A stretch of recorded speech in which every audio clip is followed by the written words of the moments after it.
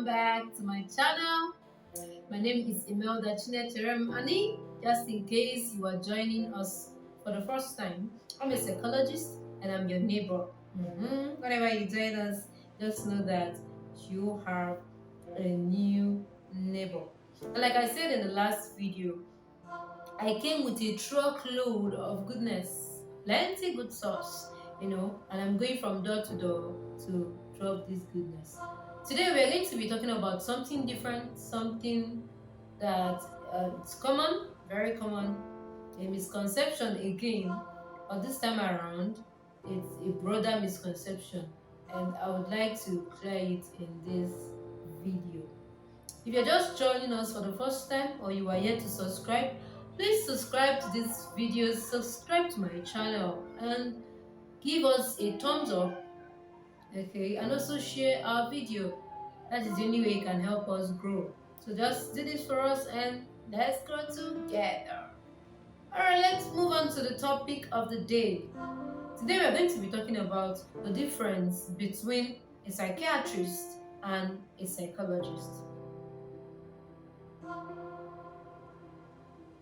According to the American Psychiatrists Association, a psychiatrist is seen as someone who diagnoses, prevents, and treats mental illnesses and issues related to the emotions and thoughts. Whereas I told you from the previous video that psychology is a science that studies human behavior and mental processes. So a psychologist is someone who studies human behavior and mental processes. Now I'm going to tell you the difference between these two groups of practices, which is psychiatrists and psychologists, in three different categories. And the first category is the kind of training they undergo. They differ in their training methods.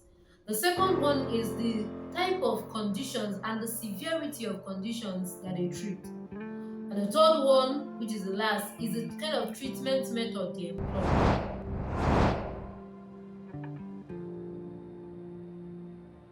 Okay, number one is their training. The training of a psychiatrist always starts with, first of all, going to medical school and becoming a medical doctor. Then there is a further study into psychiatry. Okay, the person specializes in psychiatry. That is what makes the person a psychiatrist.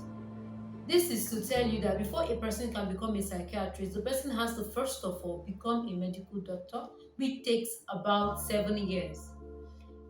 Then the person goes into specializing in psychiatry, an area of medicine, okay, which will take about 3 years, depending on the college or the level of internship that is required, or even the educational structure that is being employed in different states.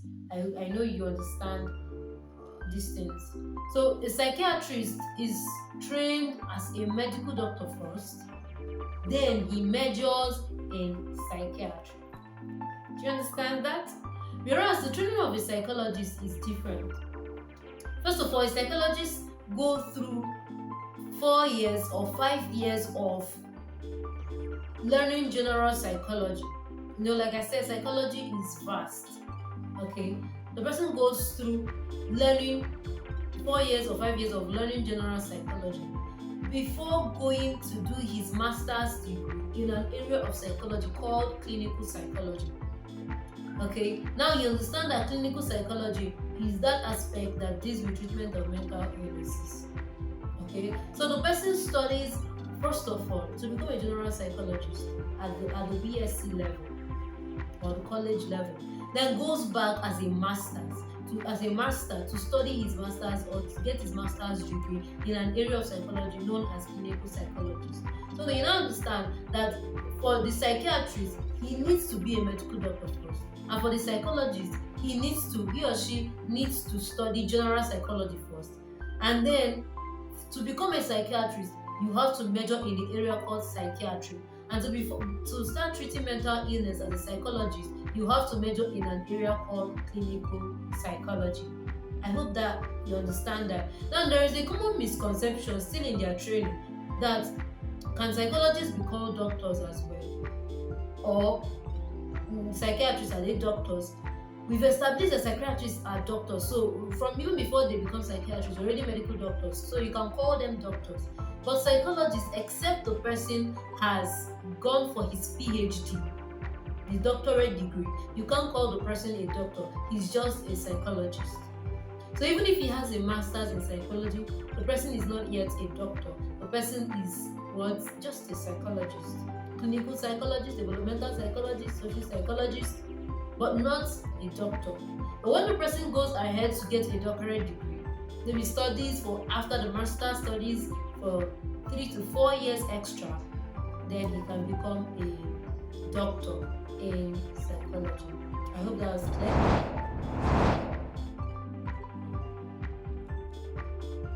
The second one we have to see is the kind of conditions and the severity of the conditions that they treat.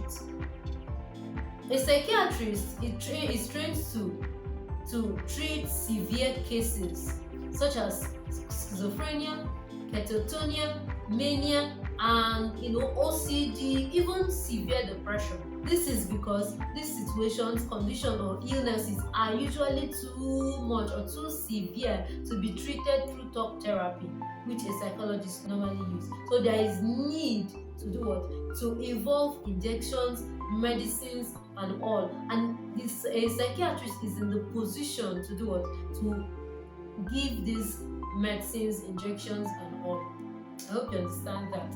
So, for instance, if someone has schizophrenia and the person is going through aggressive stages, for instance, the person is now engaged in fighting, that to the point that you need to chain the person down, or the person is already walking around in the street, you can't just keep the person quietly. The person can't sit down. The person don't think or reason.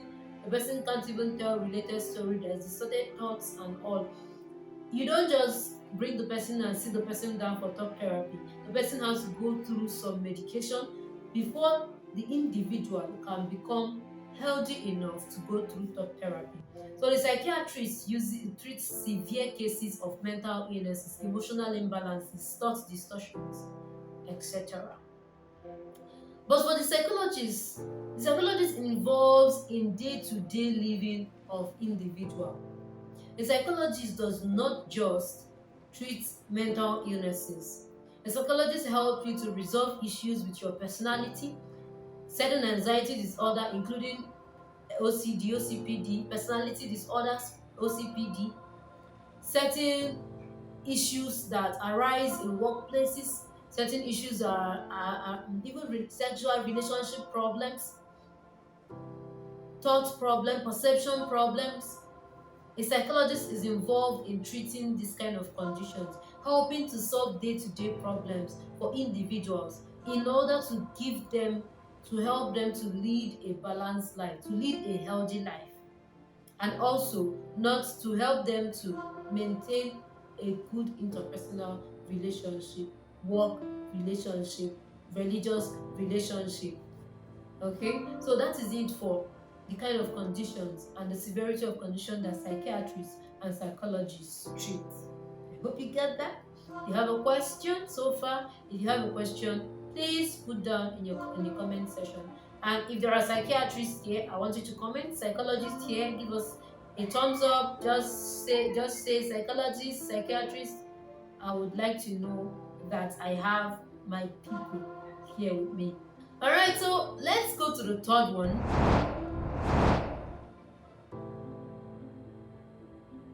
The third one is a treatment method. The treatment method that are involved in psychiatrists, that are used by psychiatrists and psychologists differ. Like I mentioned earlier, psychiatrists use injections, use medicines, but that's not all. Psychiatrists use medicines. I'm not going to mention the name for them because I know that so many persons will be having access to this video. I wouldn't want you to start experimenting or giving yourself self-medication. Okay, so I won't mention the name of the drugs, injections that I use, but just know that psychiatrists make use of drugs, injections, and also some kind of brain stimulation therapies like ECT, electroconvulsive therapies, for people who have OCD, severe brain damages, or even people who have seizures. They use it to stop seizures, so you stop having brain seizures and all. So that is it about the psychiatrists. They make use of injections, they make use of medicine, and they make use of brain stimulation like ECT. All right, for the psychologist makes use of majorly psychotherapy. Psychotherapy is also called talk therapy. Talk therapy or psychotherapy is just the use of talking words, relating with the clients in order to elicit certain kind of responses and also bring about a treatment pattern for the clients. Now, psychotherapy has different types. There is ACT, there is cognitive behavior therapy, there is integrative therapy, there is harmony restoration therapy, there is free association, different kinds of therapy we are going to explore subsequently. Okay, but I want you to know that psychology's treatment pattern is usually one that help the individual to understand their behavioral changes or the difficulties they are having by asking various questions. Now, they also help the individual to accept, because it's another thing to tell you that you have a problem, there's another thing to accept that you have a problem. So they help you to accept that you have a challenge and also help you to guide you on the processes and all the things you need to do in order to recover and in order to adjust again to optimal or normal behavior. The psychologists also help you to develop coping strategies for people who already have issues like post-traumatic stress disorder. Post-traumatic stress disorder, PTSD, is a situation, an illness that comes as a result of trauma that people have been through. Now, the psychologist helps you to develop coping strategies that will help you to cope when you are exposed to similar situations, so you won't have to experience the extent of such damages again.